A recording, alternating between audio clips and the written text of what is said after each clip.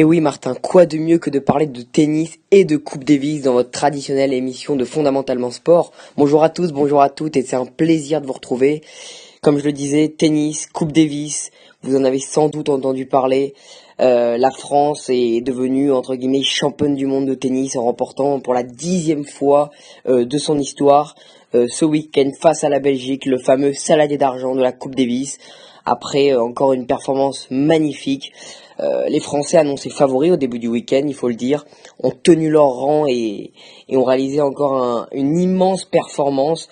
Ça faisait maintenant 16 ans que la France n'avait plus remporté la Coupe Davis, c'était en 2001, on s'en souvient. Et cette fois, les Français ont conjuré un peu le mauvais sort, puisqu'ils sortaient de 2 finales perdues en 2010, d'abord face à la Serbie de Novak Djokovic, puis face à la Suisse de Wawrinka et Federer, il y a 7 ans maintenant. Même pas, en 2014, donc c'était il y a 3 ans, et donc ils ont enfin réussi à s'imposer et à condamner la malédiction. On leur disait souvent, vous ne gagnez pas, vous n'avez pas encore gagné la Coupe Davis, vous ne gagnez pas de grands trophées, notamment pour les 4 mousquetaires, que sont surtout Tsonga, Gasquet, Simon et Monfils. Monfils n'était pas de la partie, Simon non plus, mais Simon aura sur le palmarès cette Coupe Davis, mais surtout Tsonga, emmené par son acolyte Pouille également, et puis le compère Gasquet-Herbert en double, sont allés chercher cette Coupe Davis, emmené le tout par un formidable Yannick Noah qui a vraiment pu amener un état d'esprit qui a été un peu le fil de conduite de cette équipe de France tout au long du week-end et tout au long de cette campagne. Alors, bien sûr, il y aura toujours des personnes pour dire que cette équipe a battu personne. Il faut le dire, à part Goffin, et encore ils l'ont pas battu, mais Goffin aura été le meilleur adversaire qu'ils auront eu à rencontrer cette année. On aura affronté un Japon sans Nishikori, on aura affronté une équipe de Grande-Bretagne sans Murray, on aura également défié les équipes, voilà, les équipes sans leurs meilleurs éléments. Mais finalement, on a également affronté la Serbie sans Djokovic, ni même Troïki. Mais finalement, il fallait être là et les absents ont toujours tort. Et finalement, même nous, qui n'avons pas non plus les meilleurs joueurs du monde, on a une telle homogénéité dans notre collectif que nous avons réussi à nous débarrasser des autres équipes. Et puis ce week-end, face à cette Belgique, emmené par un formidable David Goffin, faut dire les choses, il a quand même réussi à apporter les 2 points à son équipe et surfer sur la confiance acquise tout au long de la saison et durant le Master il y a 2 semaines. Goffin a apporté ces 2 points, que ce soit face à Tsonga ou face à Pouille. On l'attendait également en double pour apporter un autre point qui aura été décisif, puisque tout au long du week-end les matchs ont été respectés par rapport à la logique sur le papier. Tsonga a perdu contre Goffin mais a battu Darcis, et Pouille a perdu contre Goffin mais a battu contre Darcis. Voilà, Darcis aura été un peu le maillon faible, contrairement à d'habitude où on s'en souvient, il avait l'habitude d'être le numéro un peu le alias match 5, puisqu'il sortait de 5 victoires au 5e match justement en Coupe Davis, en battant notamment des joueurs comme Zverev ou encore Kyrgios. Donc voilà, ce week-end il aura été parfait pour l'équipe de France de Coupe Davis.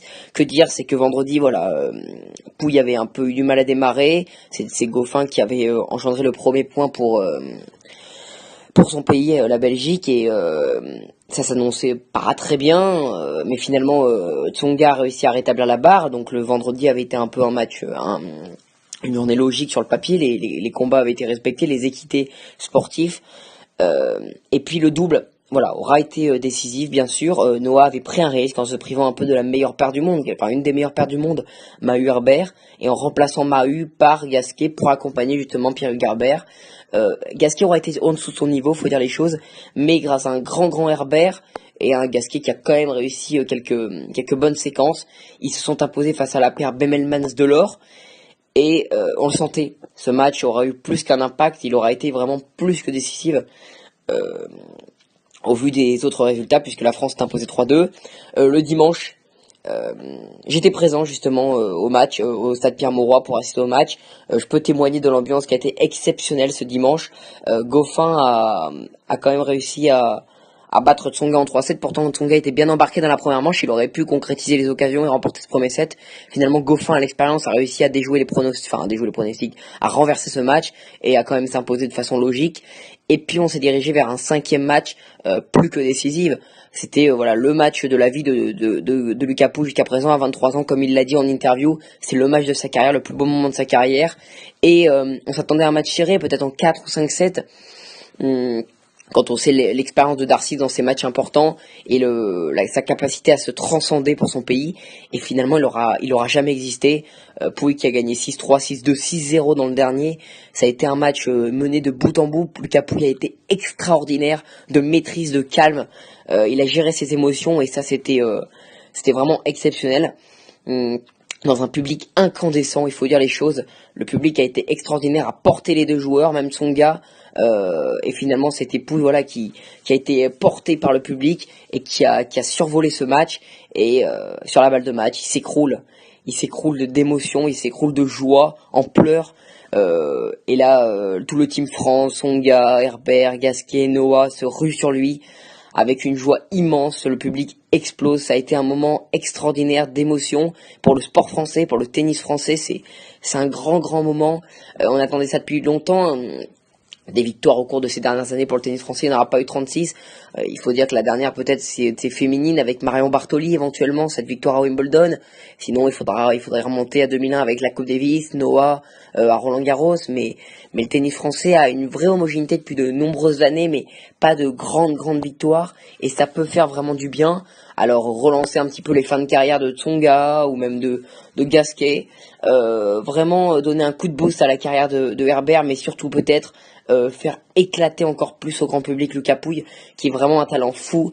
Et on sait à quel point la Coupe Davis est déclencheur, déclenche beaucoup de choses, peut provoquer des déclics. On se souvient de Djokovic après l'avoir gagné, qui avait fait une année 2011 extraordinaire.